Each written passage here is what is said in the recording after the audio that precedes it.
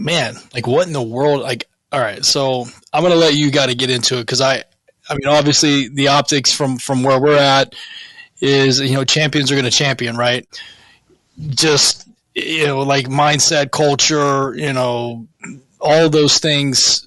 Tell us what's going on with you, if you whatever you feel comfortable sharing. Yeah, so I mean, obviously leaving Kansas City was a interesting move. Place that I knew I was going to miss. Built a family there. Love those guys. Come to Kansas City or come to DC and love what DQ and our coach Dan Quinn and GM Adam Peters, what they put together is awesome. I mean, day to day, high energy, just a really cool atmosphere every day. Everyone feels like just one piece of the puzzle. Our head coach is holding up the scout cards and throwing out a penny and rushing as a D end and walk through. So, very, very low ego guys. Draft a, rookie quarterback number 2 overall, and he obviously, as you've seen, done pretty damn good so far. And just super, super humble, low key, means winning rookie of the week every time he steps on the field. And, same guy every day. Same guy that was here in OTAs that had never taken an NFL snap. I mean, I show up early, especially with rehab now, been a little banged up for the past month, and showing up early, and he's already full dressed up walking into the indoor at 6 a.m. And I'm like, man, I mean, this guy is just constantly working. So really excited with what we got going. 7-2 is a good spot to be in, but, have a long way to go, but pretty cool, especially seeing the guys that were here in the past, and a guy like Terry McLaurin, who been one of the best receivers in the NFL for the last 5-6 years, but hasn't gotten any publicity. And now he's got a quarterback, got a program running, and I mean, you can't take a smile off his face. Just happy every day. So very, very cool so far. Scary Terry. Oh yeah. What's funny. It's funny about him is that I even feel like he was having smiles on his face whenever the program wasn't doing so well. Yeah, he's just kind of positive attitude, and that's important. Like the guy that could be happy to do well in the program that we were in the past. Now bringing a new program pretty much from top to bottom, new owners, new GM, new head coach, new quarterback. That energy is huge in the locker room because there's bad days. Even on the best teams, there's bad days. So sure. Having those guys that are just having good days every day, working hard, it's been very cool to see. I'll tell you something that got me. So we were watching the Hail Mary game, and saw you out there. Let's go. Let's go. So, it all happens, like the place is going on, and Noah Brown, former Texan, goes out there and is in the perfect position. I mean, it looks like exactly the way y'all drew that play up, right? Yeah.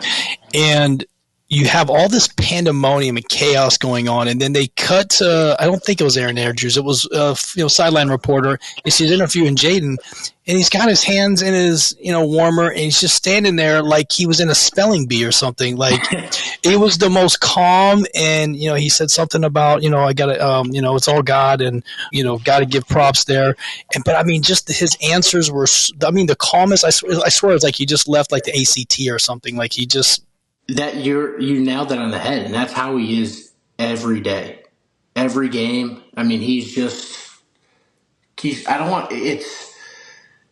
If you didn't know him and haven't seen him put the work in and know how talented he is, I mean, it could be alarmingly calm, but that's just he's calm. He's not affected by the moment. That's so far. I mean, he's present every day, working hard every day, and then just trusts the program, trusts the work that he puts in. We've got an awesome OC with Cliff. They work real well together. Marcus Mariota, our backup, has been huge for the team in general. Just having a guy. I think the backup quarterback's kind of underappreciated in the NFL, but having a guy like that with a young quarterback that can teach Jaden, another Heisman winner, that's been through the ups and downs of the league, that helps him a ton. But no, I mean, that guy. It's fun when he shows some emotion because a lot of times he just stays flat, never gets too high. It's awesome. I mean, he's 23, but has the composure of a multiple year NFL veteran. So it is very, very cool to watch, be a part of what's I mean, I'll be long retired while he's in the middle of his hopefully Hall of Fame career. but it's cool to be at the beginning of it for sure. Well, that was my takeaway. Is you calm and collect, but I didn't think about the Mariota effect. Mariota, a guy that had a ton of success at Oregon, and then got thrown into a situation, and it's similar, right? I mean, you don't have any time to build. It's like, hey, you're here, you've got the talent, you're going to take or you fight for first team reps, but generally the second overall pick, unless it's just complete, bananas, they're gonna run with it, right? And you look at a guy like Jaden, and you think like last night, like you saw Patrick getting a lot of things done with his legs, and Jaden, to me, just like even with the rib injury, with the Hail Mary, I mean, he just got like not enough and not too little, like the perfect amount on that ball. You guys gave him plenty of time, but I don't know. I see that team and it looks completely reinvigorated in a division that doesn't. I mean, I guess with Philly, but there's no doubt. Dallas is pretty much not even in the picture, right? So yeah, they're having a tough year. Obviously, we got Philly next week, got Pittsburgh this week, so gotta take care of Pittsburgh. But excited for Philly. That's a fun place to play. Hostile crowd. oh, it's going to be So nuts. It's going to that'll be be a good nuts. one for sure. But yeah, I mean, I think it's just you're kind of seeing a fan base that has been down for years. Dying for this, right? Because it's a football city, right? I mean, it's dying for this. It is. I mean, we've got 3 Lombardis in our history. Got some incredible legends that have been part of the organization. So it's like everyone is just so excited. The new ownership's been awesome. I mean, everything. We're not going to have a brand new stadium facility, in a couple of years. It takes some time to put that stuff together. But, anytime players are asking for different recovery stuff, if we don't have it, I mean, we have it within a week. So having that type of buy-in from the owners is awesome. How are you feeling? Like I saw you had the ankle. We talked about that a little bit. Mm-hmm. How are you feeling? Good. So ankle banged up against the Cardinals. So was playing through that for about a month now, but it's feeling good. Probably about as good as it'll feel for the season. There's a nice 80 to 90% that becomes the max as you work through the season. So feeling good, but now that's also been cool. I mean, really, I think Zach Ertz was talking about it. How DQ really takes care of the players. Like, you want to work, and you want to practice as hard as you can, but if you're banged up and you can't practice without, going through a ton of pain, it doesn't make a whole lot of sense. So we're going to work as much as we can, but the goal is to play on Sundays. And now that I'm, feeling better again, I'm back out there practicing.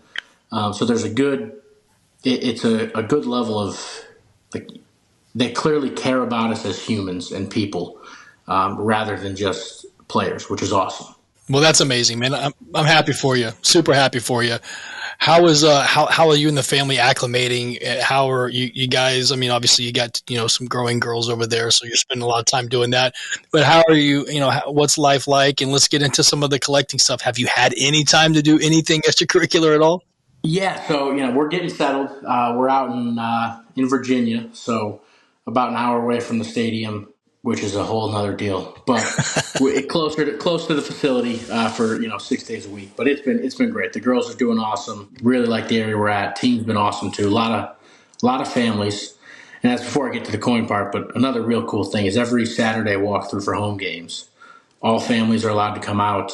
Oh, that's cool. So it's you got my dad, my mom, obviously my immediate family, my wife, my kids, my in-laws. They've all been out to a walkthrough. It's a low-key Saturday day. You're really just doing low speed, low intensity, last little checks. So it's not something that has to be, intense and closed doors. So family gets to come out, and just because of that, like, I get to meet, a lot of the other players' wives and kids that I may not, I'll meet the O-line's wives and kids, obviously quickly. But really, just, you kind of build that bond closer when you know each other's family. So that part's been awesome. But yeah, so this season, I feel like, feet are back on the ground. Last year with the 2 newborn twins, coin collecting was put aside for a bit. It was, we were swimming uphill for a little bit there. But yeah, no, it's been cool. Got obviously, got this from you guys. The ADF MS68. Highest rated Morgan, I should say, that I've ever bought. Man, it really got me juiced back up, because it was, That's the thing. It's like, you have to get coins in front of you to, you're looking at pictures of them. It's awesome, but getting the coins back in front of you is what really, brings the energy back to it. So, this coin, it's just so cool to see such a high quality coin and, 150 years old nearly at this point. One of those coins that I can easily explain to my offensive line, my teammates, and explain how rare a coin like this is in this grade. It's just such a cool.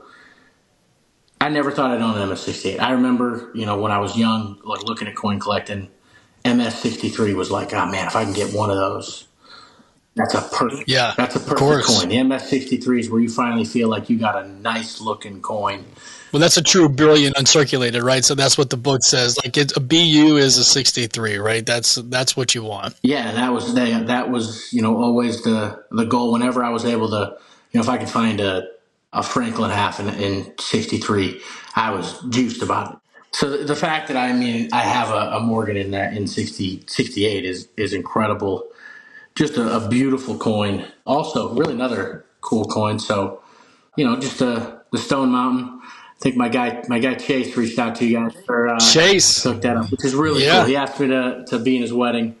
He's a real sentimental guy and wanted to, give me something as a gift to ask me to be in the wedding, and no better thing to get me if you know me well. Obviously, Morgans are my biggest collection. Commemoratives are my second. So just getting I don't want to get choked up on a podcast, but it's cool to me. This is a sentimental coin for me. I'll hold it up a little bit, but I'll have this coin the rest of my life. You held that coin. I don't know if you remember that, but when you're in my office, I showed you that coin. It was in my just kind of put back box. Really? Okay. Yeah. So when Chase reached out, I looked a little bit and I brought our Nick Eminetto in the message group just to make sure I didn't, forget or leave it at 80% or something. So when he gave me some parameters, I was like, you know what? There was a coin that he actually held. And he was like, man, this is a really, really nice coin. Mm-hmm. Why don't I send it to you with some other ones and let you pick? But I'm going to tell you, that guy, he's your friend, because that guy spent a lot of time going back and forth with us to get the right deal, right? He was super, super nice guy. Yeah, he's they're coming out this weekend, so he'll be in tomorrow night. So he'll be in for the game this weekend. But yeah, no, that was just a super cool thing. One of those things. He was in my wedding as well. So to have this, that's one of those things. Like the collecting part is awesome, but if you can add any type of sentimental part into it, that'd be one of my favorite coins in my collection for the rest of my life. But that's how coins are, right? So when I bought the ADS dollar at the A&A, I looked at this coin and I just said Allegretti. I said, I know he's going to like it because there's just nothing like it. It has no marks. It's a fully struck coin that's got 0 marks. While we were waiting for this to load, I was looking at it, and just seeing the cheek just spotless is crazy. It's huge. How easily this coin could have been marked up, and it's like you'll never know the history of what this coin was doing for 145 years, but crazy to me, and I think that is awesome. Such a cool, probably at the moment one of my favorite pieces in the collection. Obviously, new stuff is always up, but absolutely love it. It's probably shouldn't say this, but I'll throw it back in the safe after I say it. But it's been with me since I had it. It's been with me every day at work. I've taken it on the road with me. I always like having at least something on me. I don't know if it calms me or whatever it does, but you're on the road, you're away from the family, you pull out a coin, and so yeah, it's been with me for probably the past 2 months since I had it. So I've been a little apprehensive to even mess with you on this run, you guys. Like, if you limped in there and you guys were like 4 and 6 or 4 and 5 or something, you would be hearing from me a lot more. But with your success and what's going on, I'm like, you know what, we can wait this thing out, and we can. Yeah, no. Feel free. It's like I said, coin collecting. The biggest part of it for me right now, it's the decompression. Sure. It's okay. It's that time I get completely away from football. Again, it's not my dad's the collector, but not a coin collector. So the collecting comes from him, but it's my thing away from everything. So when I step into the coin collecting world, I feel like I'm a different person. So I love it. So yeah, feel free. You've been sending me over some cool stuff, and I know we've been flirting around with the $50 gold coins. Yeah, It's yeah. let's get to the playoffs, and we'll do some work there. Hopefully, some playoff checks, and then we can talk about it. No doubt. Hey, listen, one cool thing is, so we're on for the Smithsonian, right? I don't know if you've been. Yeah, that's coming. I mean, what, three Yeah, weeks? 3 weeks we'll be in the vault, man. They've got, so we called ahead and we've got some cool stuff there. They're gonna show us some really really just. It's going to be cool, man. And Jeff Garrett's going to come with us. He wrote the 100 Greatest Coins book recently, just came out, which is, in my opinion, one of the best books that comes out because it's just. And I'll bring one for you just so we can, yeah, and we'll get Jeff to sign it. And they're just fun. Jeff's also a co-author of the Red Book, and so he comes with a lot of. He's a historian. I would love to sit here and say that I'm like a tenth of the historian that he is in the rare coin space, and I'm absolutely not. So it's going to be great to have Jeff with us, and obviously Amanda and the crew. It's going to be fun. So we're really looking forward to it. I'm planning on bringing the boys to the game. Cowboys. Okay, awesome. Little divisional game. Yeah, a little divisional game at home. We thought. I mean, I was like, I can't miss that. I can't miss it. I mean, I want to see you guys. I mean, I can't. I mean, that seems like the game to be at. And it's a new stadium. Not new, obviously, but The, the the fans, energy, yeah, the the energy. energy's fantastic. I actually I brought one of my O linemen, a right tackle, Andrew Wiley, over to the Smithsonian. I think maybe it was the third preseason game. We had a night game. We're sitting in the hotel all day. You did nothing to do on a night game. I think it was may have been a weekday too. So you're just nothing but daytime TV in a hotel. So Right. we're 7 minutes from the Smithsonian. I was like, we gotta go. So I was like, I'm going. Anyone wants to go, you can join. So I brought Andrew over, went through the vault for a little bit, and I was like, if you get bored, feel free to leave. That's okay, but I'm not going to be in here quickly. I'm going to be in here for a minute. But he loved it. I mean, they got some really cool stuff in there. I mean, that's just in the display that they have out, and it's. I wish it's a museum, and you got to keep the blurb shorter. But I'm like, man, I wish I could just put some solid paragraphs out there. I'll sit here and read all day. Well, that's why I think it's important for Jeff, because if you point at something, you go, hey, this, and I can probably tell you like the nickel tour, but Jeff's going to tell you the stuff you're like, man, I hope he stops soon because that's way too much information. That's going to be Jeff, Yeah. and maybe it's perfect and right up your alley, but maybe, if it's not, then, obviously he's going to be there and be able to help us. So, I mean, I just think all around, I think it's going to be exciting. So what did Wiley think? He loved it. I'm trying to remember. They had, I think it was a 100 Ducat. Yeah. Am I saying that correctly? They say ducat. Ducat, okay. Yeah. But it was some massive gold coins that you got to look at. One of the cases had some U.S. gold, some Russian gold, and you see one of those gold coins. It made the $50 look, like a 2.5. What are we using that for? Who's carrying that around in whatever pocket or sack they had? That was cool. They had some glass coins. There was a couple things I sent to one of my buddies back in Kansas City. He's a big European historian guy, loves Europe, so I sent him some stuff. But I mean, just seeing the world coins are something that I've done very little with. American currency is what I've done most of my stuff with. So getting into that vault, I see some stuff that I've, heard of once or never seen. 1682, big taller size gold pieces. You're like, how were these functional? What was the utility? What was behind it? Yeah, no, there's a lot of that stuff in there, and they've just got it jammed full. And like you said, they've got these little blurbs this big, and you're like, man, I wish it was this big. 100%. It's like that coin's got way too much history in it for 3 sentences. Also, so I haven't done it yet, but bills have been piquing the interest lately. Oh, okay.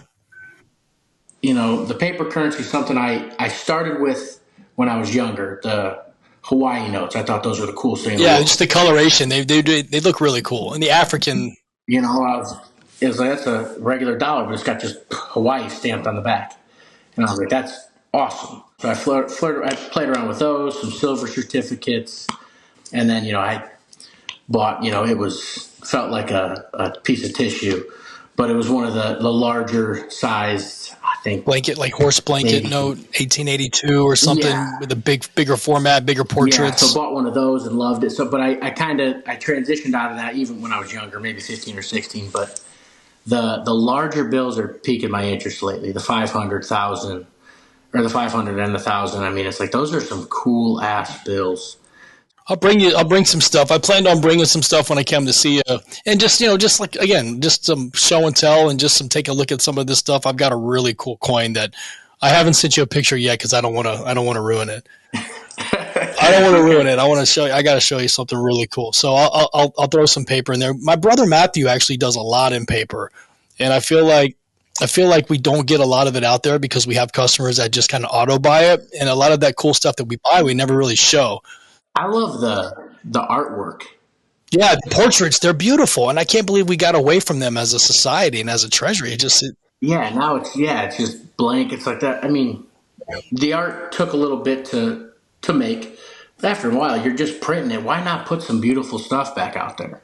yeah, I think they're grossly, I think that was in my opinion, but I think, now they don't want you to use money. So it's like they're not going to do anything to. They don't want to entice anybody to have it for sure. Exactly. That's Hey, so on coins real quick. So our mutual friend Ian, yeah, I spanked his butt in fantasy list last weekend. So I just want to put that out there on the record. Yeah, absolutely, definitely, definitely something we could clip and send over to him. Yep, no doubt. I spanked his little butt. What? Who was the? Was there one horse that led the team, or you just got a good solid team? Yeah, Garrett Wilson was my 30-point guy. But let's see, I have Garrett. I've got Brian Robinson on my team that got me 14 and a half. I never wanted to tell you that. Who else do we have? I've got Josh Allen. I've got Nico Collins on the IR, unfortunately. But, so I will say that Ian has a really good team, but mine's just better. did he did he load him up with Chiefs? He was a big Chiefs guy. He does. He's got Kelsey. I don't think this year he had Pacheco. He might have picked up someone else, but he's definitely Kelsey heavy. Oh yeah, who showed out last night. Travis figuring it out now, or not figuring it out. He's got it figured out, but he's getting into his rhythm now, and yeah, it's one of those things. He had 2-3 slow weeks to start the season, and people are all worried about him. It's like Yeah, it's Travis Kelsey, Patrick Mahomes. Yeah, they'll turn it on. They'll turn it on around December. Like you don't have to worry about them, right? then they trade for D Hop, and it's like, man, I know that we picked. I driving home, I saw that notification pop up. Huge pickup. Man, you got a dog there. Yeah, I mean, one of those guys. I mean, there's not a ton of corners in the league that are guys. I mean, in my opinion, it's the hardest position athletically to play in football. You got freaks staring at you. They run a 4-2, 4-3, and you got to glue to a man-to-man. Brutal. So picking that guy up, Right, and you have no idea. You have no idea which way they're going to go. Right. every position in football. I love the offensive line, but I love watching football. And I watch these other positions. I'm like, man, I'm glad I play O-line because I can't figure that out. I'd be devastated. And I'm sure people watch O-line and they don't want to play O-line either. I was just gonna say, look, I look at O line and I see some of those, 6'5", 6'6", 6'7", 340-pound guys throwing each other around. I'm like, no freaking things. Yeah, I'm glad we just we've played the Giants twice, so we're done with Dexter Lawrence for the year because he is a big fella, a big fella. So to that point, so who else in this? I mean, you don't have to single them out, but I mean, who's someone you're like, oh, not oh shit, but more like, man, I got my work cut out for me today. Yeah, so it's the guys. Obviously, I mean, there's a ton of great defensive line. This week we've got T.J. Watt, Cam Hayward, Nate Herbig, Alex Highsmith. Steelers are loaded up front for sure. But yeah, so we start the season week 1 versus Tampa Bay Buccaneers. We got Vita Vea. Week 2 Giants. We got Dexter Lawrence. I mean, nose guards that are 350 pounds but move like they're 270. So right. That was a hot start to the season, and then obviously being in the division, you got the Giants twice. Right. So definitely happy to have those 3 games out of the way because it is. I mean, seeing some of these guys, they're just specimens. I mean, they do things that they should not be able to do at that size. But really, I mean, from a football nerd perspective, awesome to get to prepare for those guys because they're so talented. There's guys that can just go into a week and they don't watch a ton of film. They're able to just roll out there. I'm not that guy. I need to be prepared. Need to watch the film. Need to understand the guy I'm working against. And a guy like that, it's his best move is bull rush. He's got so much power, but he has so many counters off of it while actively using his hands so well. So it's one of those things that's normally you can figure a guy out through a game, and after a couple quarters you may have him figured out, and you're like, all right, this set will work the rest of the game on this guy. With Dexter, that's not a thing. You might figure it out that rep. Great job. You have another rep coming up. So he's one of those guys. Just a 60-minute challenge.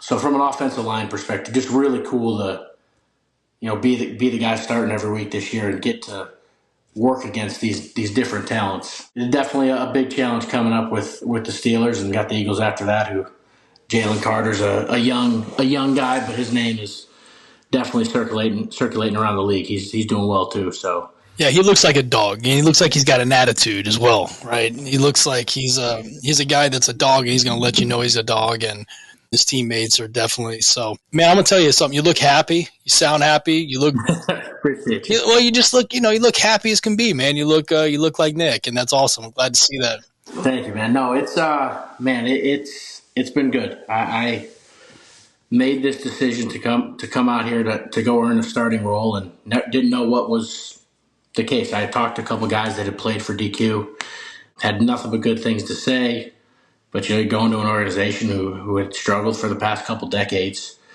but new owner, new GM, new head coach. I was like, if it's going to work, it's going to work now. And you said that. I mean, when you and I spoke in the beginning of the season, but I mean, really, when the deal happened from last season, I think that's what you said. Like you felt like if it was going to be good, it was going to be good in this scenario, because before it looked like Washington could never get out of its own way. Yeah, and it's you hit on the quarterback. That helps. That definitely helps. Of course. But it's one of those things is before the rookies even got there. I mean, every day was a good day. You worked hard. We interact with the coaches a lot more than I was used to. I know the coaches. I know their families.